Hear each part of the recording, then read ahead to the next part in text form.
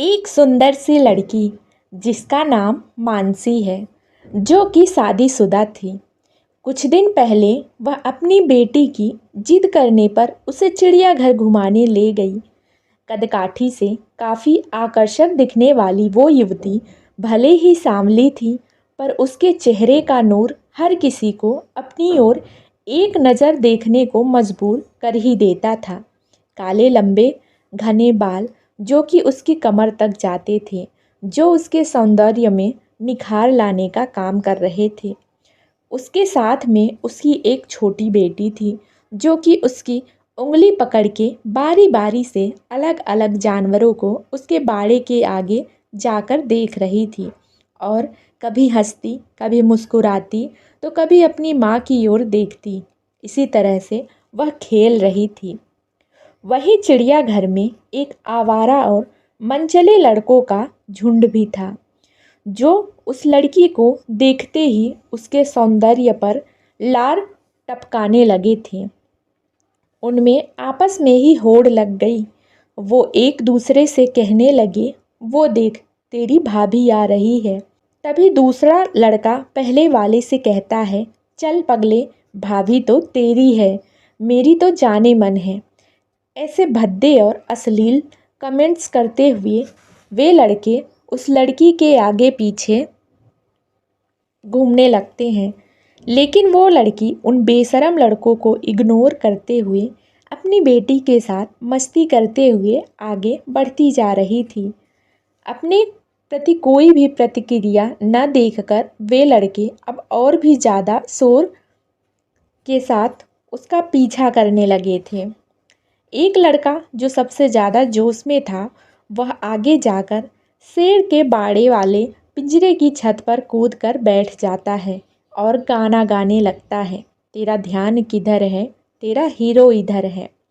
उसकी ओर कुछ इशारे भी करने लगता है, लेकिन लड़की को अभी भी उसका गाना तनिक भी विचलित नहीं कर रहा था।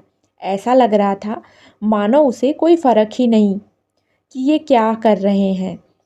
वो तो बस अपनी बेटी के साथ मस्ती करने में मस्त थी।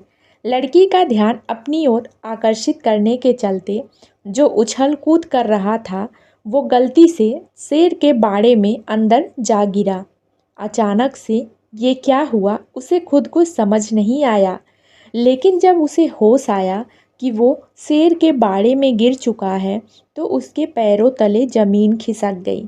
उसका गला सूखने लगा। वो चिल्लाना चाह रहा था, लेकिन उसकी आवाज़ उसके गले में ही दब के रह जा रही थी।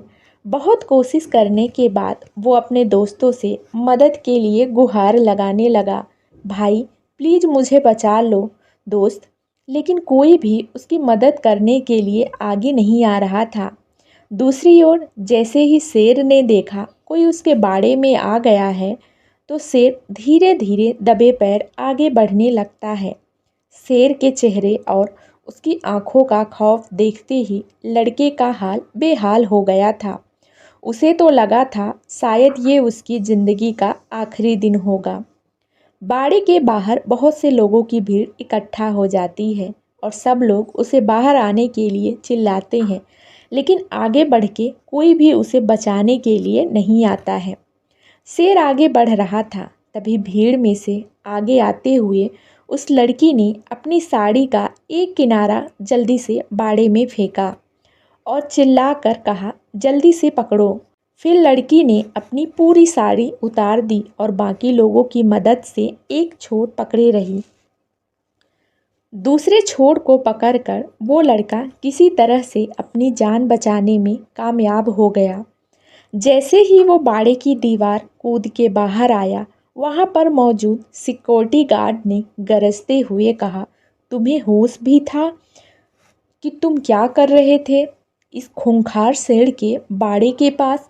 अगर ये बहन तुम्हारी मदद करने के लिए आगे ना आई होती, तो तुम अब तक इस शिकारी शेर के पेट में चले गए होते।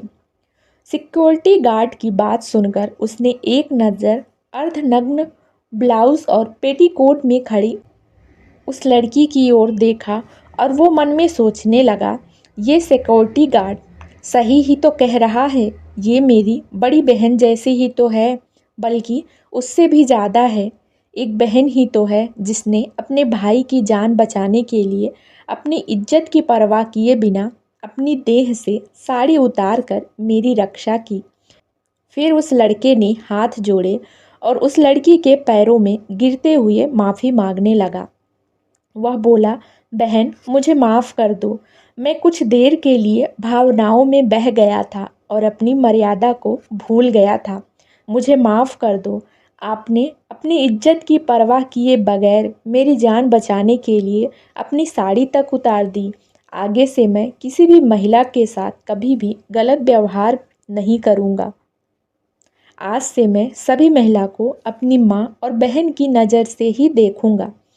फिर उस लड़की ने अपने पैरों में पड़े उस लड़के को पकड़ के उठाया और मुस्कुराते हुए कहा, भाई, किसी भी स्त्री की इज्जत उसके बदन पर लिपटे चंद वस्त्रों में नहीं होती और ना ही उसके किसी विशेष अंगों में होती है।